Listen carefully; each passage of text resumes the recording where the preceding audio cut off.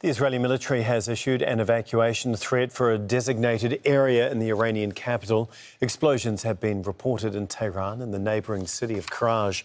At least 240 people have been killed across Iran in Israeli attacks since Friday. Thousands of Iranians are trying to flee the capital, but many worn roads are gridlocked. The US president is demanding Iran's unconditional surrender after 5 days of hostilities with Israel. Donald Trump has met with his national security team at the White House and is beefing up support for Israel. The US military is sending more fighter jets to the Middle East and extending the stay of warplanes already in the region. Defence Secretary Pete Hegseth says the deployments are defensive in nature for the protection of US forces. Well, Trump issued yet another warning on his platform Truth Social. He said, "We now have complete and total control of the skies over Iran. Iran had good sky trackers and other defensive equipment and plenty of it, but it doesn't compare to American-made, conceived and manufactured stuff." Trump adds that nobody does it better than the good old USA. We're going to get more now from Mike Hanna, who joins us from Washington, D.C. Mike, this is remarkable language from the US president, and the US now completely aligned with Israel, isn't it? Yes, the use of the word "we" very clearly a signal that the US is now fully in support of Israel in its actions against Iran in this ongoing attack on that country. President Trump cut short his state visit to Canada, where he was attending the G7 summit, saying he had to deal with the situation. And indeed, it's been a busy day at the White House. There was a national security meeting, a full national security meeting, which lasted about 1 hour.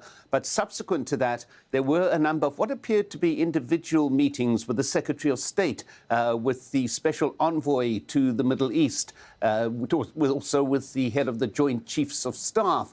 And the last to leave the building, as it were, was a Vice President J.D. Vance, who was seen leaving the White House about 2 hours ago. So it's been a busy day of full consultations there at the White House. What is being planned, still uncertain. What President Trump is deciding, still uncertain. However, those social media messages certainly rack up the pressure on Iran to de-escalate the conflict from its side, without any direct calls to Israel to do likewise.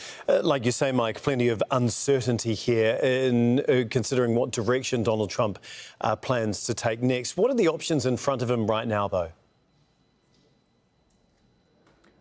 Well, there are a number of options, and primarily to what extent is he going to ratchet up support of the US for Israel beyond the merely verbal? Now, of course, the US has supplied tens of billions of dollars worth of arms to Israel over decades. There is an annual $4 billion grant involving weapons supplies to Israel. There has as well been US cooperation, no doubt, in terms of missile defense. The US has aircraft carrier units in the Middle East region, which obviously deploy a large number of fighter aircraft.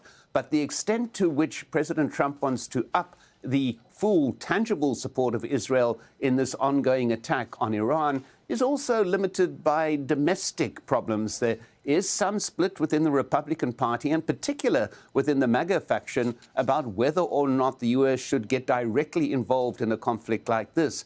Many within MAGA are arguing that it should not, that it is not the US's business and it should only be America first, which is the MAGA slogan. So there are those domestic constraints, but these in the past have not proved to have very much sway over what President Trump decides to do or not to do. So everything's still very much in the air. The only major signal in the course of the day was the use of that word "we," speaking about that conflict, aligning the US firmly with Israel. But there again, some observers have pointed out that President Trump, being the person he is, this could have been the royal rather than the US and Israel "we." Indeed. OK, thank you so much for talking us through all of that, Mike. Mike Hanna for us in Washington, D.C.